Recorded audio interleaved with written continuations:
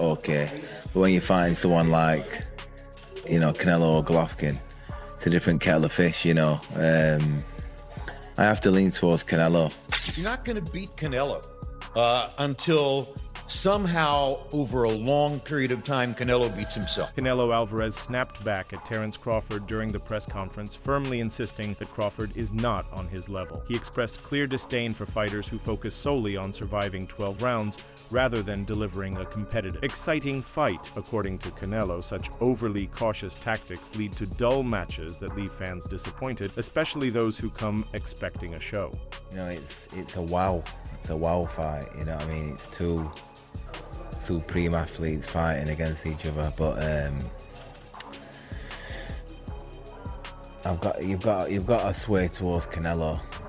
Crawford's gonna have to move up, and I knew when I boxed Golovkin, there's a big difference, especially with someone that fighting a middleweight, a mediocre world champion's okay, but when you're fighting someone like Canelo or Golovkin, it's a different kettle of fish, I have to lean towards Canelo, but Crawford's very, very, very good. You think Crawford's still got the legs? Obviously, he's very much got great IQ in the ring. Kell Brook, who has first-hand experience in the ring with elite fighters like Gennady Golovkin and Terence Crawford, issued a stark warning about the upcoming bout between Crawford and Canelo Alvarez. Brook emphasized that this fight presents a completely different challenge compared to Crawford's previous opponents. In his view, Canelo's style is unique and fundamentally distinct from anyone Crawford has faced before. He's still got the legs to be maybe outmoving Canelo if he needs to. Well, I don't know. I think when we look back at Mayweather when he beat Canelo, he's a mover. Crawford's not really like Mayweather in that aspect. He's more. He kind of sets his feet. He's cute with how he approaches, chucking shots and moving. I think it's a different fight to Mayweather, and Canelo's obviously a different fighter from when he boxed Mayweather. But like I say, it's one of them what we've got to tune into and watch. Both unbelievable fighters, but I'd have to favour Canelo. Just his size and his experience and just his ring generalship, he's got confidence, he's big. Brook highlighted that Canelo's ability to adapt mid-fight and physically impose his will creates a grueling environment for any boxer facing a strong and versatile fighter like Canelo requires a different mindset and level of preparation. Brook stressed that Crawford is walking into new territory, warning him that this is not the kind of opponent he's used to. Canelo brings a different, more punishing level of experience. He's a great defender. He has the most solid punch resistance of anybody in the sport. Nobody's ever knocked him off balance. Nobody's ever really knocked him down. There's only one official knockdown in his career, and it was because he bounced off the ropes when Jose Cotto hit him with a hard shot to the chest. And the referee employed a strict interpretation of the rules and said, oh, the ropes held you up, so that's a knockdown. He's never been put on his back by anybody. He rides horseback every morning. His legs are the strongest in the sport. You're not going to beat Canelo until somehow, over a long period of time, Canelo beats himself. If he gets tired of all the discipline he has had to employ to make all the money he's made, if he has enough giant ranches in the Yucatan, if he has enough beautiful horses, if he has had enough unforgettable dinners with Mexican billionaires in Mexico City and Vegas, then maybe. But my guess is he will retire without incurring another loss because it's important to him to do that. Which implies you like him against Bud Crawford. I do like him against Bud Crawford, but I do think that it's a great fight. Now, I could change my mind when we get closer. Bud Crawford, to me, is a latter-day Sugar Ray Robinson. He has the multiple skills of Sugar Ray Robinson. He can defend or attack. He has a deep inner mean streak that he can employ at any moment in a fight to get what he wants. Before the fight against, help me out here, Madrimov was his last fight. Spence Spence. Yes. Before the fight against Errol Spence, there were quite a lot of people in the sport, in boxing media, who were saying, you know, I like Spence to win the fight. I was one of those people who said, no way. Errol Spence doesn't have the depth. Veteran commentator Jim Lampley also voiced strong confidence in Canelo Alvarez's chances of victory over Terence Crawford. Lampley acknowledged Crawford as an extraordinary talent with a stellar record, but pointed out that Canelo's combination of experience, physicality, and mental toughness gives him a formidable edge. Canelo's proven track record against top-tier fighters across multiple weight classes supports this belief. Crawford, on the other hand, he has been walking down his fighters, and people don't see that but me. For some reason, when I had that tape, people were screaming cat. And it's like David Evanesia, Errol Spence, Sean Porter, Gamboa, a meme machine. Even against Madrimov, the way he won the fight was by fighting. It wasn't Floyd Mayweather sticking.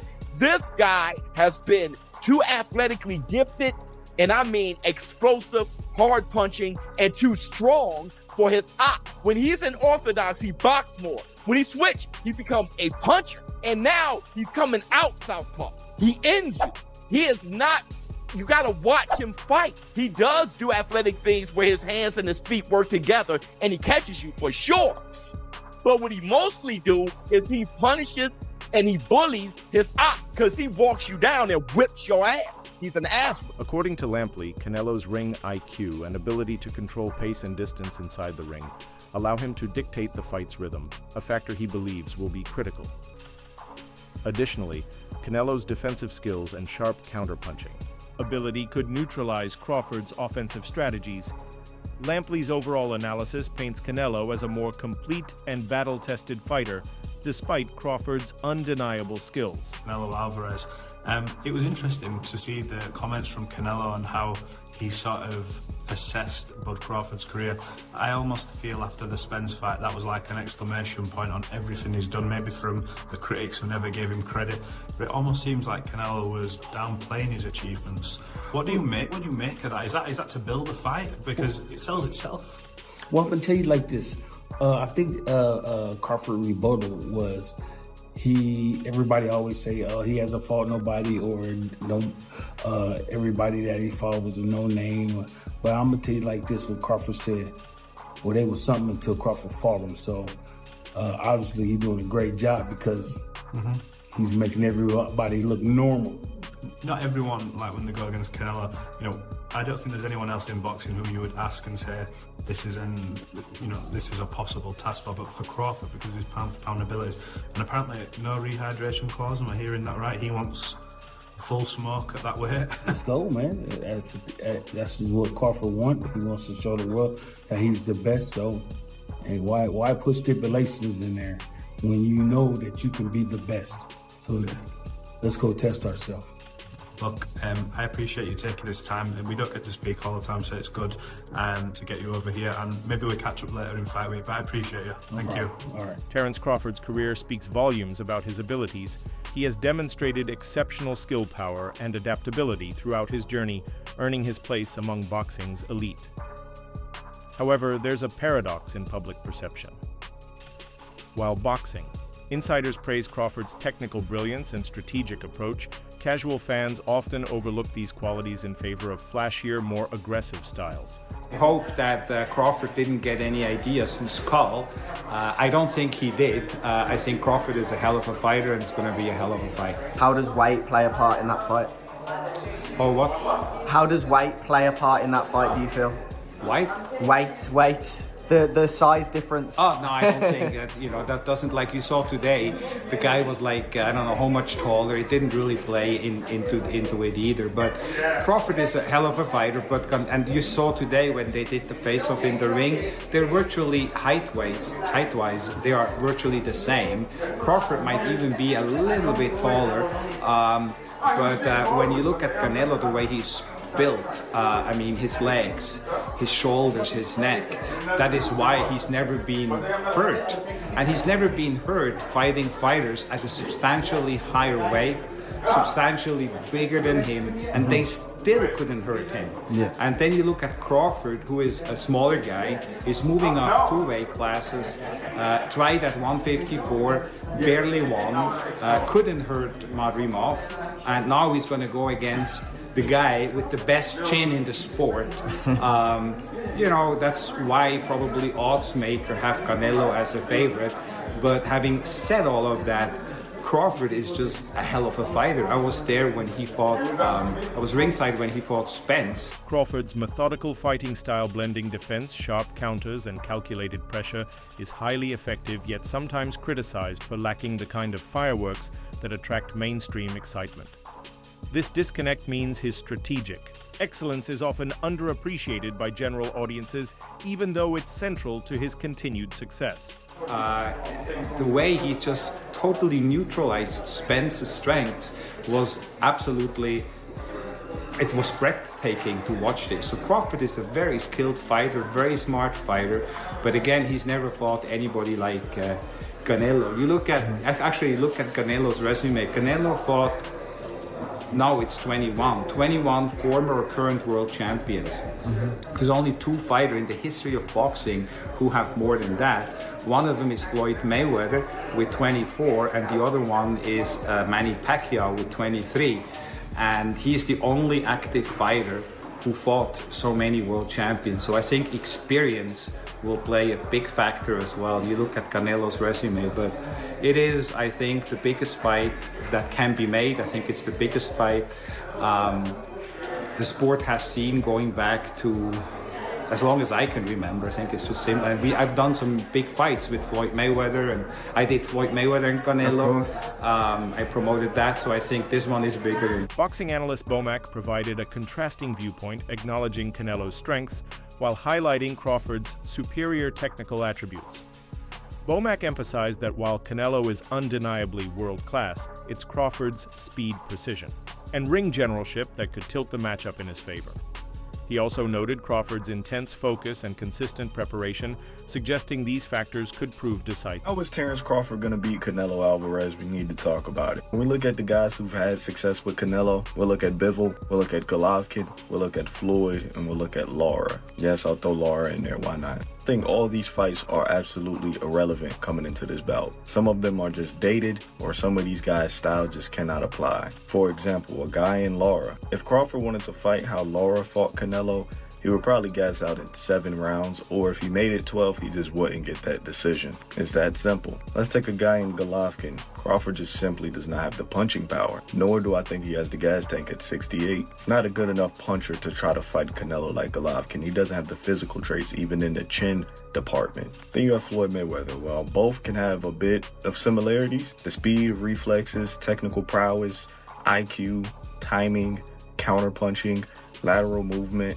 It's just too much from Floyd. I don't think Bud could take much from Floyd's game plan to implement it into his own success in September. And then you have Dimitri. The speed, the technical prowess, the IQ, the length is too much. So essentially, Terence Crawford is going to have to beat Canelo in a way that nobody has ever beaten him or gave him any issues in. I'm gonna tell you exactly how Crawford's gonna fight. He's gonna fight like his damn self. It's too late in his career to change up the game plan. It's too late in his career for him to want to change up the game plan coming to a fight of this magnitude with a style he's never fought before.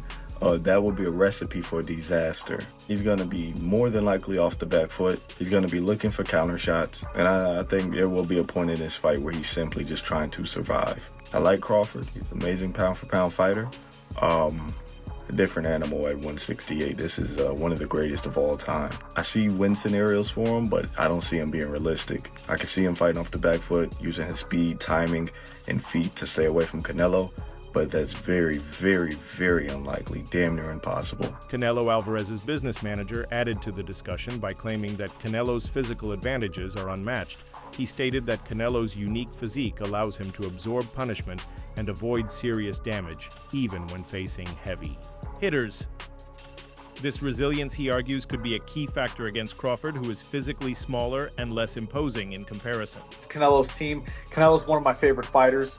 He's been my favorite fighter for the longest time, but But I have to be Team Bud because me and Bud are cool, and I have so much belief in Bud, and I know who he is as a fighter. He is one of the greats.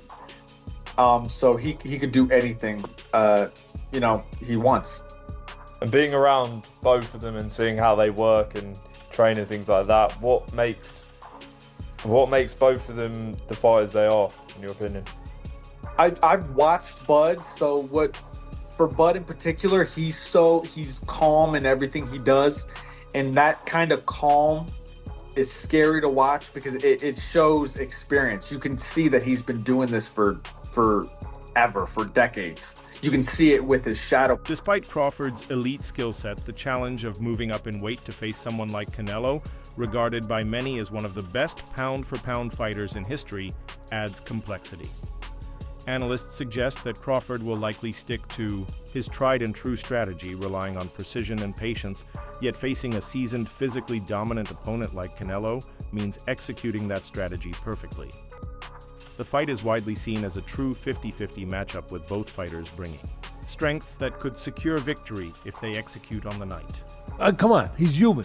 So he had a few hiccups. He won the fight. He's Terence Crawford. A lot of people say, "Oh, Teddy, you make him so good. You're always saying how great Crawford is." But who's he beating? He unified the what was his first division? Lightweight. Then he unified the junior. Then he unified the junior welter, then he unified the welter. I think I got the weight classes right. It doesn't matter. He unified like 3 different weight classes.